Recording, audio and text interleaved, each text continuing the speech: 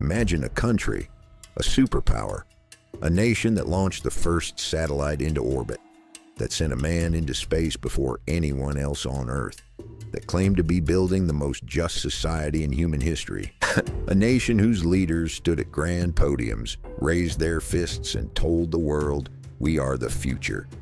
Now imagine that same country quietly, systematically, invisibly, was consuming its own people from the inside, not in some distant medieval century, not in the fog of ancient legend. This happened in living memory. This happened to real families, real villages, real children who grew up to become your grandparents. And the most terrifying part? The world mostly looked away. Let us begin with the numbers, because numbers do not lie, even when governments do. In the year 1953, the Soviet Union had a population of roughly 270 million people. It was a nation bursting with human potential. Factories roared, schools were full. Propaganda posters showed smiling workers building a radiant tomorrow. On paper, everything was moving forward, but inside the system, something else was happening entirely. By the year 1960, demographers working in secret, because publishing such findings openly could land a researcher in prison, had already begun to notice alarming patterns.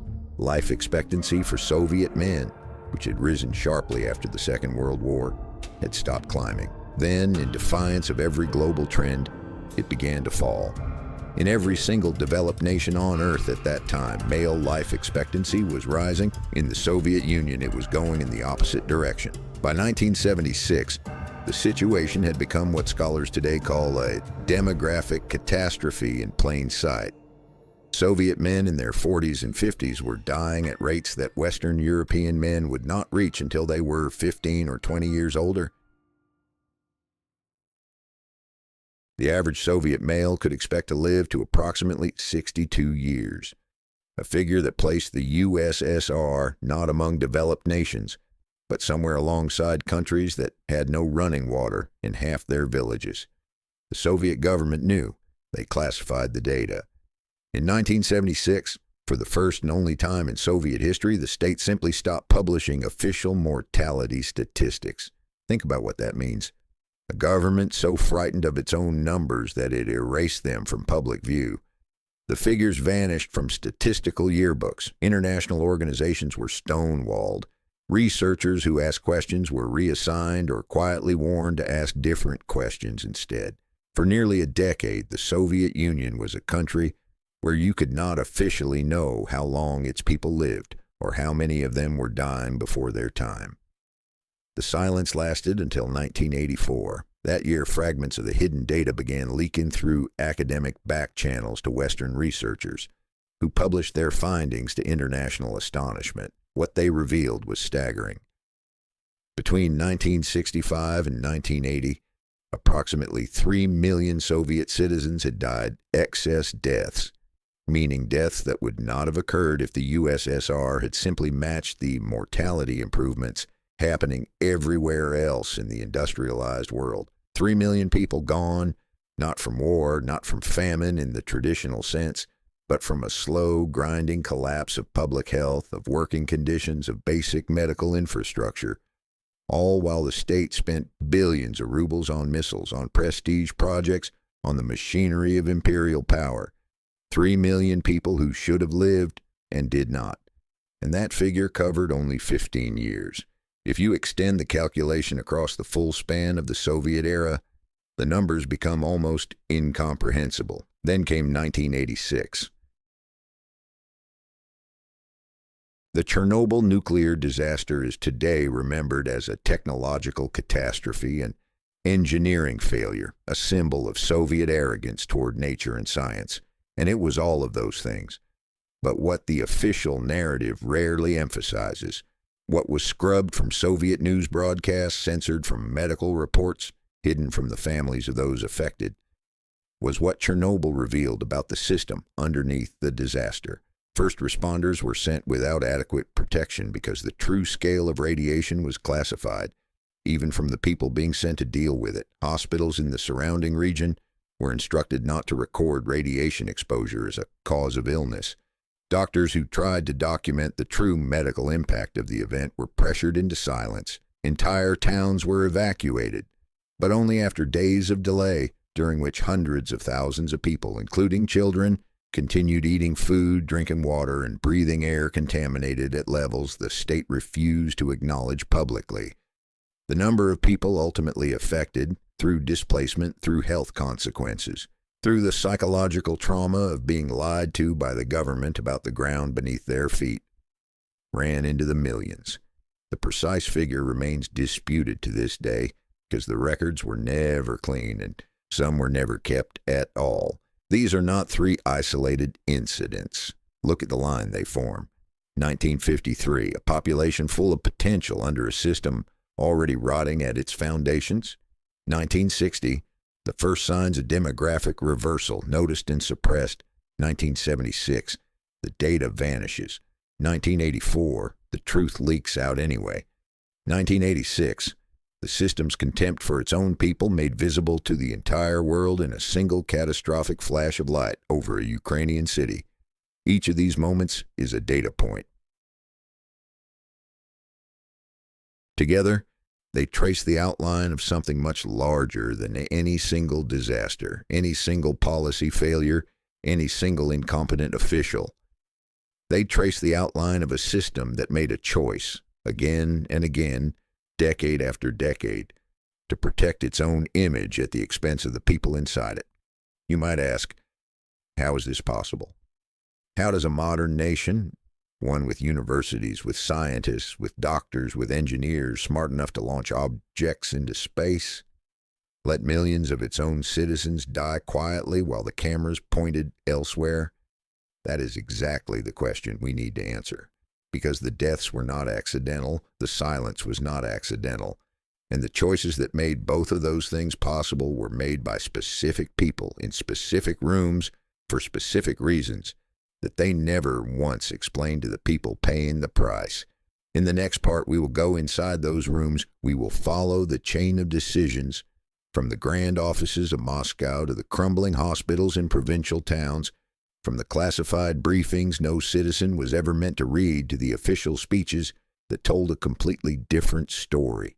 And you will see that what looks from the outside like negligence was, from the inside, something else entirely. Stay with us, because the real story is only beginning. There is a particular kind of silence that exists only inside powerful institutions. It is not the silence of emptiness. It is the silence of people who know and have decided, collectively, professionally, bureaucratically, not to say. In the Soviet Union, that silence had a name. It was called nomenklatura discipline. And it was the most effective information suppression machine the modern world had ever produced. Not because it relied on fear alone, though fear was always present, but because it trained an entire class of educated, intelligent, capable people to look at a catastrophe and instinctively ask, not how do we fix this, but how do we explain this away? This is the story of how that machine worked and why it cost millions of people their lives. Let us go back to the early 1960s. Stalin had been dead for nearly a decade. Khrushchev had delivered his famous secret speech denouncing the crimes of the Stalin era. There was a genuine sense, both inside and outside the USSR, that things were changing. The thaw was real. Artists breathed a little easier. Scientists were allowed slightly more honesty in their laboratories. The gulags had been partially emptied. But there was one area where honesty was still absolutely forbidden, anything that undermined the central claim of Soviet legitimacy.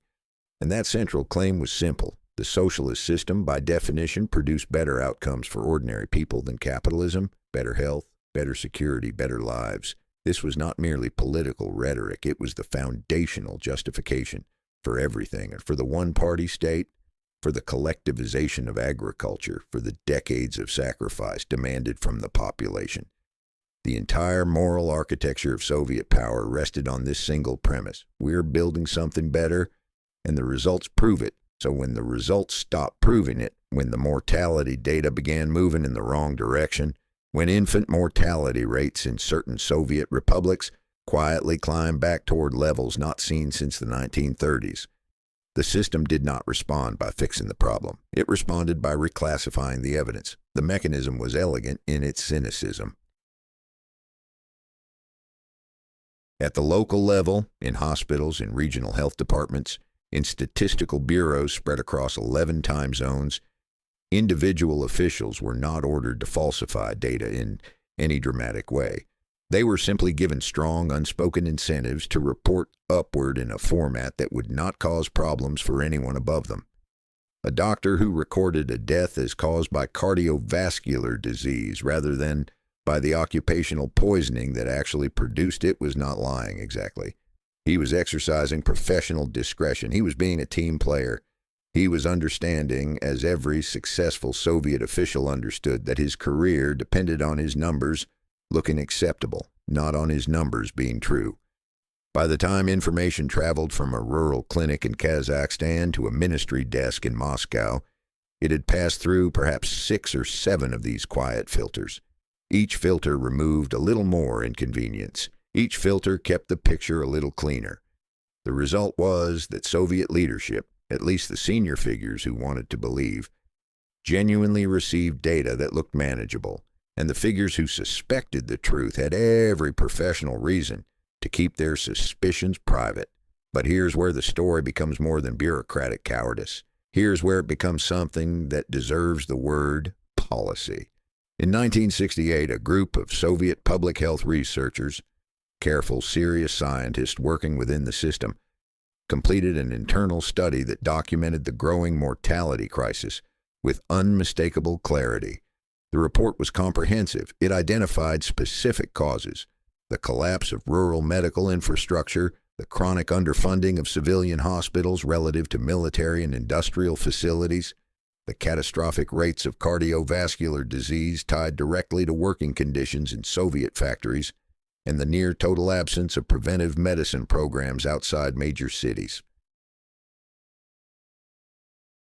The report was submitted to the relevant ministry. It was read, and then a decision was made, a conscious, documented administrative decision, to treat the report as classified, not because it contained state secrets in the traditional sense, but because its conclusions, if acted upon, would have required redirecting resources away from the Soviet military-industrial complex and toward civilian health infrastructure.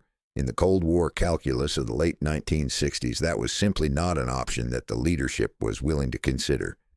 Military spending consumed roughly 15 to 20% of total Soviet GDP at that time, a figure that dwarfed anything spent by Western nations as a share of their economies.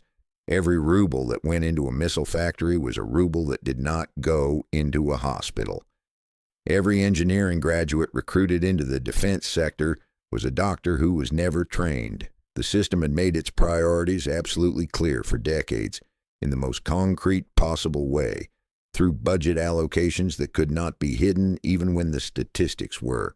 The people who suffered the consequences of those priorities lived in places the cameras never visited. They worked in factories that produced things the state was proud of, tractors, steel, weapons, and came home to apartments where the plumbing did not work and the nearest decent hospital was 4 hours away. They did not write memoirs. They did not give interviews to Western journalists. They got sick and they died. And the statistical system designed to record their deaths quietly made the numbers easier to live with. Then came the 1980s, and a man named Mikhail Gorbachev stood up and told the Soviet Union and the world that the system needed to be honest about itself. Glasnost, openness, transparency. The word carried genuine moral weight. Gorbachev was not a cynical man in the way his predecessors had been. He appears to have genuinely believed that if the system could be made honest, it could be made to work. He believed the problems were fixable, that sunlight applied to the Soviet machine would disinfect rather than dissolve it. What he could not have fully anticipated was the scale of what the sunlight would reveal. When Soviet researchers were finally given permission to publish accurate mortality data in the mid-1980s, the numbers that emerged were not the numbers of a system with manageable, fixable flaws. They were the numbers of a system that had been, for 2 full decades, in a state of quiet demographic freefall. Male life expectancy had not merely stagnated, it had fallen by more than 4 years between 1964 and 1980. In a modern, industrialized country during peacetime, with no famine, no epidemic, no external catastrophe of any kind, just decisions, just priorities, just the accumulated weight of a system that had for 20 years chosen its image over its people, and paid for that choice in human lives that never made it into the official record. Chernobyl in 1986 did not create the culture of institutional denial that shaped the Soviet response to the disaster. It revealed it, the reflexes that sent first responders into a burning reactor without honest information about the radiation levels they faced. Those reflexes had been trained over decades, the instinct of every official on the ground to minimize, to delay, to report upward in terms that would cause the least possible disruption to the people above them. That instinct did not appear overnight in April of 1986. It had been carefully, systematically cultivated since at least 1968, probably earlier. The reactor exploded, but the system that mismanaged the aftermath had been built long before anyone poured concrete at Chernobyl. And here's the question that should keep you awake at night, not as a history lesson, but as something alive and present. The Soviet Union is gone. The Cold War is over. The classified reports have been partially declassified, the mortality statistics eventually published. The era studied and documented and debated in 1,000 academic papers. But the mechanism, the beautiful, terrible mechanism of institutions that protect their image by reclassifying inconvenient truth, that mechanism did not disappear with the USSR. It does not require a one-party state to function. It does not require a secret police. It requires only 3 things: people whose careers depend on delivering acceptable numbers, supervisors who prefer not to ask the wrong questions, and a culture that treats institutional loyalty as a higher virtue than honesty. Those 3 ingredients are not rare. They are, in fact, remarkably common. The Soviet story is not a story about a uniquely evil system that could only have existed in that particular place and time. It is a story about what happens to any system, any organization, any government, any institution, when it consistently rewards the suppression of inconvenient truth over the courage to name it. The names change, the uniforms change, the language changes. The mechanism does not. There is a village in central Russia, one of thousands like it, where the oldest residents can tell you something remarkable. They can tell you the names of the men who did not come back, not from the war, not from the camps, but from ordinary life. Men who died at 54, at 57, at 61, from hearts that gave out too early, from lungs that had absorbed too much of the wrong air, from bodies that had been asked to give everything and received almost nothing in return.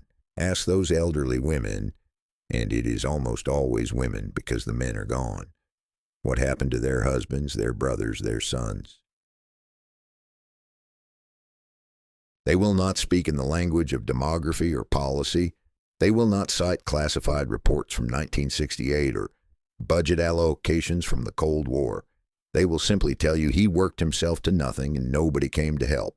That sentence, quiet, undramatic, utterly without self-pity, is the conclusion of everything we have examined in this investigation. It is the human translation of all the statistics, all the suppressed reports, all the bureaucratic decisions made in rooms these women never entered and never knew existed. He worked himself to nothing, and nobody came to help. Let us speak plainly about what this investigation has established. Over a period of roughly 30 years, from the early 1960s to the collapse of the Soviet Union in 1991, the Soviet system presided over a demographic catastrophe that was, in crucial respects, self-inflicted, not through deliberate mass cruelty in the manner of the Stalin era, but through something in some ways more insidious, through the systematic prioritization of institutional appearance over human welfare, compounded year after year by a bureaucratic culture that punished honesty and rewarded the management of perception. The excess deaths, those millions of people who died earlier than they should have by the standard of what was medically and materially achievable at the time, were not an accident. They were the predictable, foreseeable, and in some cases, foreseen consequence of choices. choices about where to spend money, choices about which data to publish and which to classify, choices about which questions a doctor in a provincial hospital was permitted to answer honestly on a death certificate. Every one of those choices was made by a human being with a name and a title and an office, and almost none of those human beings ever faced any formal accounting for what their choices produced. This is perhaps the most morally disorienting aspect of the entire story. In the years after the Soviet collapse, there were commissions, there were investigations, there were public reckonings of a kind. The crimes of the Stalin era received the most attention, the gulags, the purges, the engineered famine in Ukraine, because they were dramatic, because they had clear perpetrators, because they fit the narrative of a monstrous individual imposing his will on a helpless population. But the quieter catastrophe, the 30-year slow erosion of life expectancy, the millions of early deaths, the deliberate concealment of the crisis, received almost no comparable reckoning because it had no single perpetrator, because it was carried out not through dramatic orders, but through the accumulated weight of thousands of small professional decisions, because the officials responsible could and did point to the genuine hardships of the Cold War and say, "We were doing our best under impossible circumstances." And here's the terrible truth embedded in that defense. They were not entirely wrong. The Cold War was real. The external pressures were real. The genuine belief, held by many Soviet officials, that they were building something worth defending was real. But none of that changes what the numbers say. None of that gives back the years to the men who died at 58. None of that means the classified reports were less classified, or the falsified death certificates less falsified, or the children who grew up without fathers less fatherless. Good intentions expressed through a broken system produce the same outcomes as bad intentions.